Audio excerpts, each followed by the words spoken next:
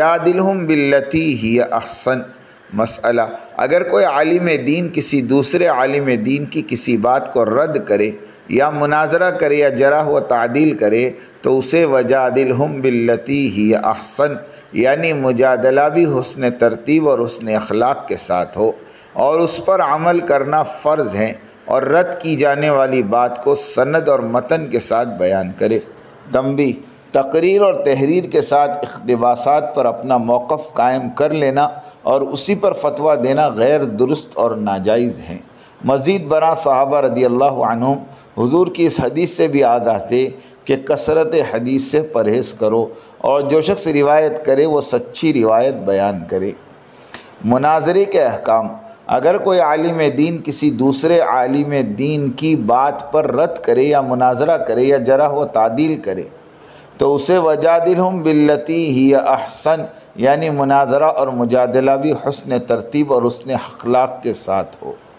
یہ حکم نص قرآن مجید سے منسوخ ہونے کی وجہ سے اس پر عمل کرنا فرض ہے، اور مندرجہ ذیل باتوں پر عمل کیا جا رہا ہو، کسی کی بات کو رد کیا جا رہا ہو تو اس کی پوری بات کو نقل کیا جائے اور پھر رد کرے۔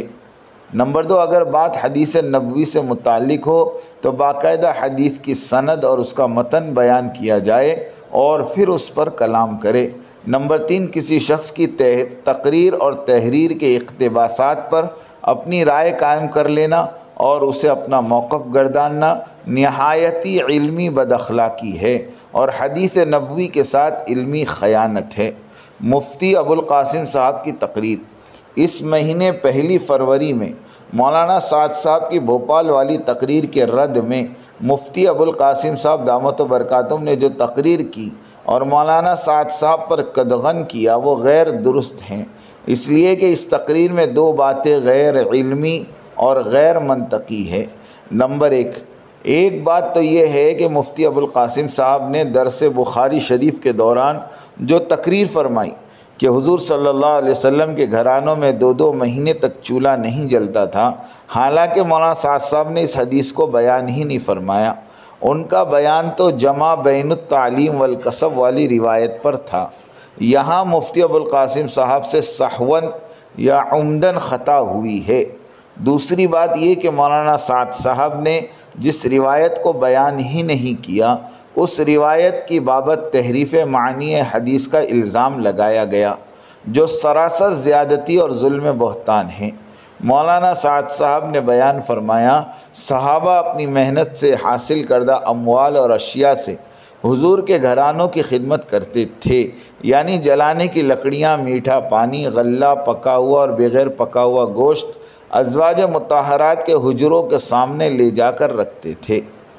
لطیفہ، اب اگر مفتی ابوالقاسم صاحب خود کو اپنے اسلاف کا متبع گردانتے ہیں تو اپنی غلطی کا اعتراف کریں اور مولانا سعد صاحب اور ساری تبلیغی دنیا سے رجوع فرمائیں، اور اسی طرح ماضی کے قریب میں بھی اکابرین کی کسر نفسی کی مثال بنے۔ من وضع للہ لرفعہ اللہ۔ مناظرے کے احکام، مناظرہ کرنے والے 4 باتوں کو ہمیشہ پیش نظر رکھے۔ نمبر 1، طرفین کے ہدایت کے متلاشی ہو تبھی مناظرہ کریں۔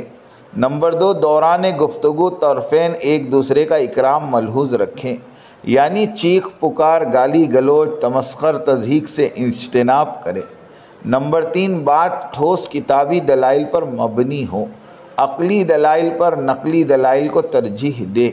نمبر 4، جب بات واضح ہو کر سامنے آ جائے تو دونوں گروپ اور طرفین فوراً قبول کر لیں۔ تاخیر کرنا، دیر کرنے سے بچے۔ تاخیر کرنا گویا حق کا انکار کرنا ہے، ہٹ دھرمی ہے، ضد ہے، عناد ہے۔ تنبیہ، اگر ان 4 شرطوں میں سے ایک بھی فوت ہو جائے تو مناظرہ مجادلہ کرنا باعث اجر و ثواب نہیں بلکہ ناجائز اور حرام ہے۔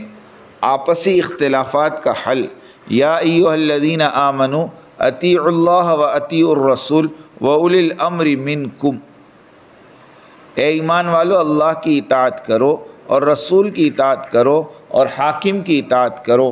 اگر کسی چیز میں اختلاف کر لو تو اسے لوٹاؤ اللہ کی طرف اور رسول کی طرف۔ اگر تمہیں اللہ پر اور آخرت کے دن پر ایمان ہے، یہ بہت بہتر ہے، باعتبار انجام کے بہت اچھا ہے۔ اطاعت کے لیے 3 رخ دیے گئے، نمبر 1 اللہ، نمبر 2 رسول، اور نمبر 3 اولو الامر۔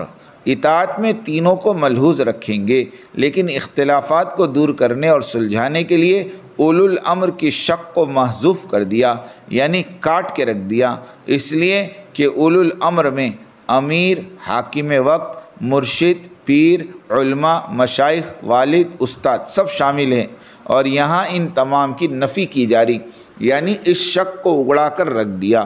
البتہ تنازع کو دور کرنے کے لیے صرف 2 راستے، نمبر 1 اللہ کا رخ اختیار کرو، یعنی قرآن سے رہنمائی حاصل کرو، یا پھر رسول اللہ صلی اللہ علیہ وسلم کی سنت اور حدیث اور سیرت طیبہ کی طرف توجہ کرو۔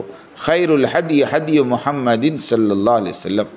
صحیح حدیثیں بہترین نصیحت تو محمد صلی اللہ علیہ وسلم کی فرمائی ہوئی نصیحت ہے۔ تیسرے در پر یعنی اولو الامر کی طرف جانے کا ذکر اس لیے نہیں فرمایا کہ یہ تیسری عدالت معصوم عن الخطا نہیں ہے۔ اس طبقے میں اچھائیاں، برائیاں، خود غرضیاں، خطا اور نسیان سب کچھ ہے، اور لطیفہ یہ کہ یہ جھگڑنے والے بھی تو اسی کی قبیل سے ہیں، تو بھلا ایک جھگڑالو دوسرے جھگڑالو کو کیا انصاف اور فراہم کرے گا؟ تمہیں انصاف اور راہ نجات اور رہبری تو کتاب اور سنت اور سیرت ہی مہیا کریں گے۔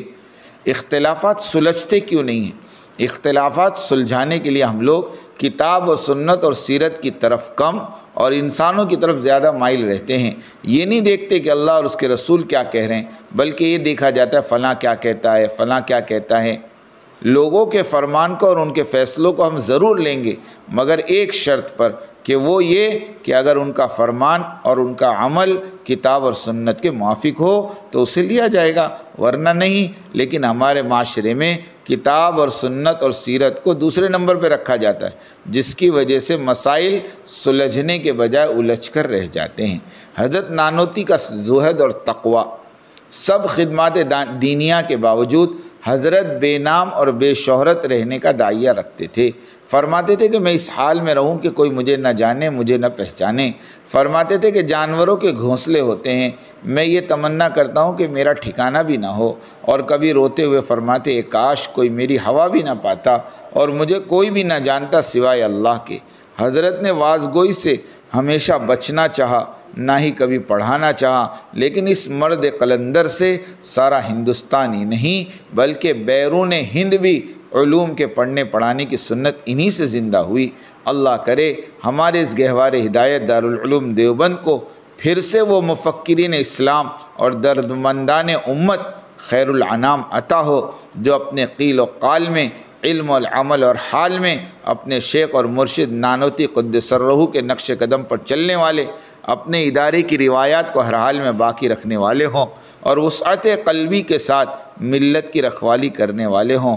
اللہ تعالیٰ انسانیت کی عمومی ہدایت کے فیصلے فرمائیں، آمین۔ میرے لفظوں کے دریا میں سنبھل کر الحمدللہ رب العالمین۔ سفینے اس میں جو اترے وہ ساحل کو نہ پائے۔ میری بات توجہ سننی پڑے گی، بہت توجہ سننی پڑے گی۔ تم بات کو غلط مطلب نکالو گے اپنی ذہن سے، تو میرے ذہن میں جو مطلب ہے اس پہ غور نہیں کرو گے۔ یہ بڑی مصیبت ہے زمانے میں۔ بجائے جو میں چاہتا ہوں اس طرف توجہ کرنے کے، اپنے دماغ میں جو کچھ لیے بیٹھے ہو اس کو غلط رخ پر لے جاؤ گے۔ سنو غور سے۔ بات کو سمجھنے کے لیے سب سے پہلے آدمی اپنے ذہن کو اور اپنے برتن کو اعتراض اور تردد اور اشکال سے خالی کرے، اس لیے کہ اگر کسی بات کو بھی مفہوم مخالف اور کسی بات کو بھی کسی دوسرے عمل کی تردید یا اس کی تنقیص یا اس کی افادیت کو کم سمجھنے کے سوء ظن کے ساتھ سنا گیا، نفع کی باتوں سے نقصان ہونا یقینی ہے۔ اس لیے سب سے پہلے